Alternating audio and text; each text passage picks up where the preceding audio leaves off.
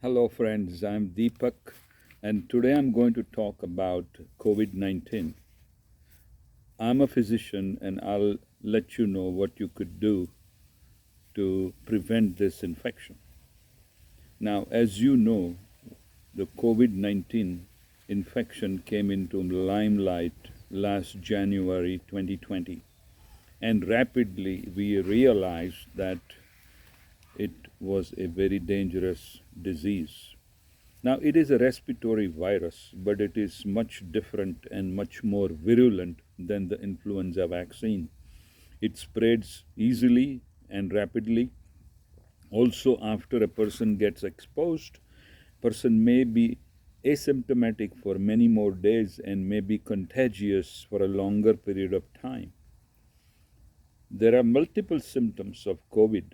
You know, they could be very mild symptoms, and most patients will recover from it without any treatment.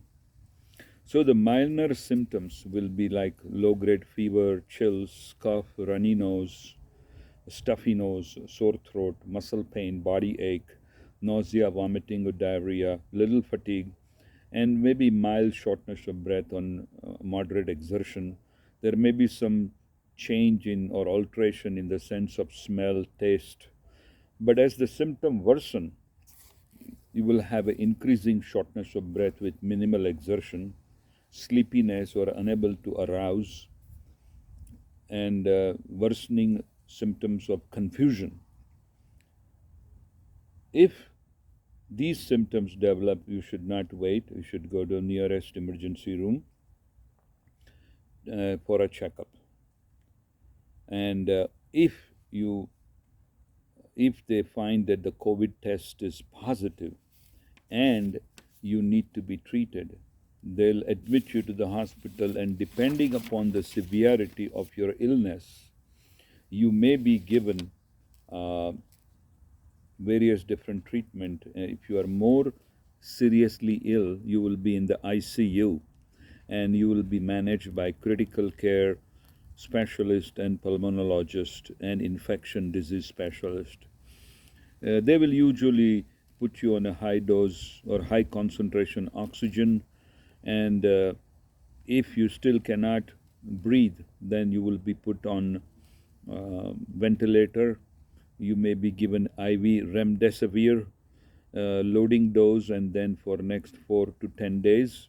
And at the same time, you are also given IV dexamethasone, which is a corticosteroid. As you know, the COVID virus affects various different organs of the body. In the lung, it causes severe inflammation. There is a fluid collection, and therefore the oxygen does not get into the blood through the alveoli. And eventually, a person may develop a severe pneumonia, a double pneumonia, and a condition which we call as ARDS, Adult Respiratory Distress Syndrome. These are very serious conditions. And COVID also then starts affecting rest of the body, including brain, heart, liver, kidneys, and it can cause multi-organ failure, which may result in death. So, in order to treat these type of serious patients, there are treatment available as I described, and there are some newer treatment also being investigated. But the remdesivir is the only drug approved by FDA for as an antiviral drug that is used in the treatment of COVID patients. Also, if the person is less sick, then you use IV monoclonal therapy. These are the antibodies that help to fight the virus, and they are given by IV infusion. They are not useful if a person is really seriously ill. Also, there is a new pill being developed by Merck, and that pill is not yet approved. The pill's name is Molnupiravir. Molnupiravir. It is not approved by FDA yet, but it is shown in some trial that it reduces chances of hospitalization by 50%. So it may be approved in the near future. Um, Now, if your COVID test is negative, but you are exposed to a person with COVID, and or you are a high risk person.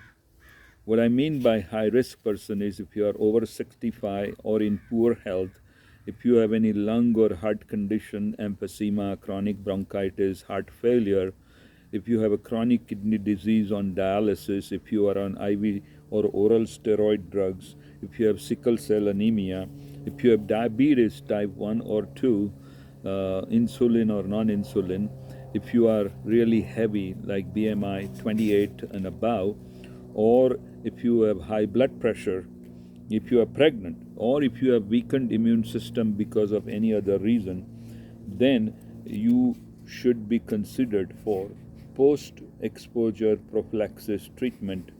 And there are a couple drugs also approved by FDA. These are sets of IV monoclonal antibodies that are given to these patients who are not really ill, but they are at a high risk for developing serious infection. So this is called post-exposure prophylaxis treatment. Now, after discussing all these things, I like to tell you that if a person develops COVID and then recovers, there are a lot of problems that that person may face. They can get what we call as post-COVID syndrome. There are myriad of symptoms. The person can get body ache, muscle pain. It can get uh, memory problem. Person may have serious mood changes, depression. They can develop PTSD. They can develop serious fatigue problem. They can develop brain fog. They are not able to think properly. They get irritable. So these symptoms develop usually few weeks after the infection and may last few weeks to few months and sometime even longer. So after discussing all this, what do? You take the vaccine because prevention is much, much superior than the cure. You try to prevent an attack by the virus on your system. Like you improve your defense by taking the vaccine, just as a country improves its defense so the others cannot attack. Because fighting a war is much more expensive and can cause serious problems. So same thing applies to the body. You take immunization. Immunization, as you know, is free, has minimal side effects or no side effects. Me and my wife took the vaccination, first shot, second shot, and then recently we took the third shot, the booster. And we took our card and they stamped our card that we received the booster vaccination. I had absolutely no side effects. After the vaccination, I was not sick. I didn't have any pain anywhere in the body. The vaccination is available all across United States at CVS, Rite Aid, Walgreens. You just call them, set up the appointment, go there. In few minutes you are out, and it's just wonderful what we have here, and people are not taking advantage of it. They, there's no point in talking about the vaccine causes harm and all that. It is not true. Believe me, I have seen a lot more harm by not taking vaccination than from vaccine. So once you take the vaccine, you are protected from getting serious illness. You are probably not going to be hospitalized. The mortality rate in a person who has taken vaccine is almost zero. So there is absolutely no argument against vaccination. Vaccination is for prevention so that we can eliminate this pandemic. We want to eliminate the pandemic all over the world, but it will not happen if we do not take the vaccine. So I urge all of you, go to the pharmacy, take the vaccine. Now, FDA has warned against the use of ivermectin and hydroxychloroquine. If you remember, former President Trump had touted hydroxychloroquine, but it has turned out that it's not useful at all.